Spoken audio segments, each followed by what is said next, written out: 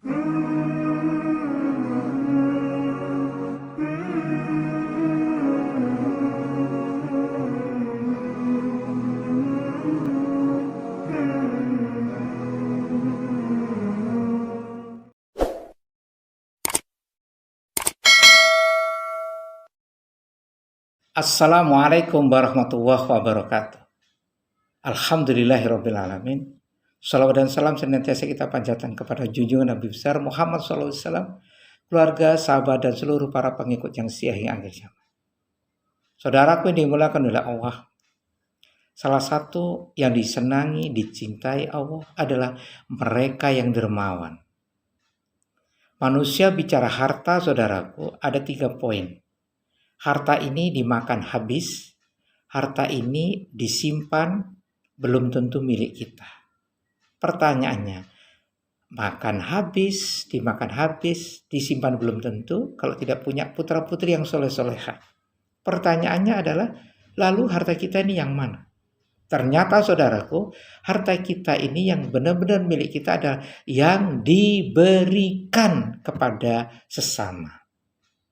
Kalau bicara harta diberikan pada sesama, itu pun ada beberapa hal. Ada istilah infak, itu bicara tentang uang rupiah. Ada bicara sodakoh. Sodakoh itu bisa perbuatan, tutur kata atau apa.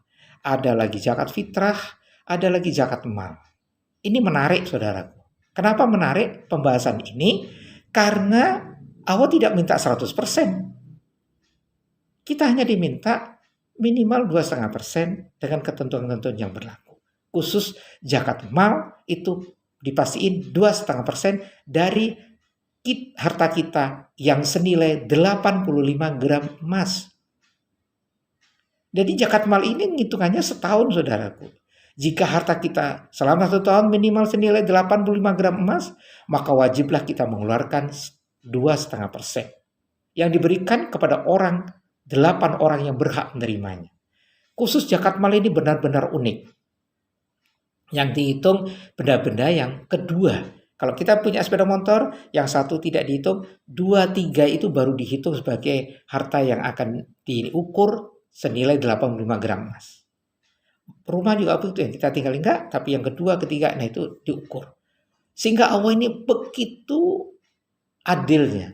Allah ini begitu maha adil, maha tahu, maha perhitungan yang sangat tepat. Dan itu pun saudaraku, Allah hanya meminta 2,5% dari 100% yang kita dapat peroleh. Mulai dari oksigen, mulai dari meripat telinga, kepala, semuanya itu hidup yang harganya bisa triliunan. Kalau di total semua yang kita dapat dari Allah. Dan begitu per tahun diminta oleh Allah sebagai zakat mal, itu pun Allah cuma minta 2,5%, 1.000 cuma diminta 25 rupiah, dan seterusnya. Siapakah yang berhak menerima zakat mal ini? Sebagaimana di dalam surat At-Taubah ayat 60, Allah telah berfirman, yang terjemahnya kurang lebih sebagai berikut.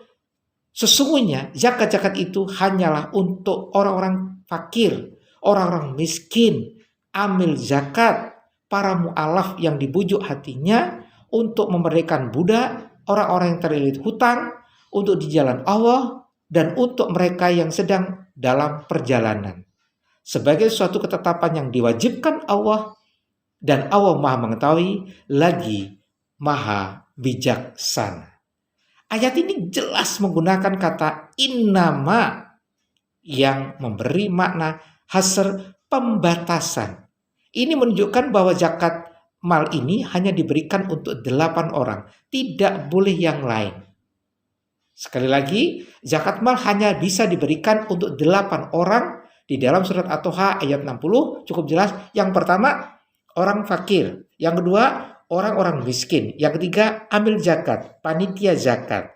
Yang keempat, para mu'alaf yang masuk Islam. Yang kelima, memberikan budak. Hari ini gak ada sepertinya, tapi gak tahu di tempat lain.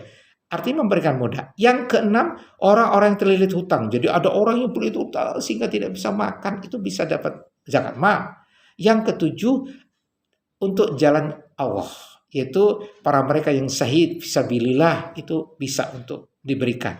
Untuk mereka yang sedang dalam perjalanan, musafir, bisa jadi bekalnya habis, itu bisa menerima zakat mal. Kalau tidak kita, lalu siapa yang melakukan? Kalau tidak hari ini, lalu kapan kita melakukan? Never. Now or never. Sekarang atau tidak sama sekali. Ingat saudaraku, hidup ini sebentar, besok belum tentu kita hidup. Kalau kita lagi hidup hari ini, ingat pikirkan zakat mal ini. Tentunya yang lain juga harus difikirkan. Tetapi zakat mal ini menghitung untuk pada tahunan 1 tahun harta kita. Semoga kita bisa melakukan ini sehingga Allah senang. Kalau Allah senang, apa kalau tidak surga jaminannya. Dan itu yang menjamin Allah Subhanahu wa taala. Mudah-mudahan kita bisa melakukan Rabbana taqabbal minna. Mudah-mudahan Allah menerima amal ibadah kita. Alhamdulillah rabbil alamin.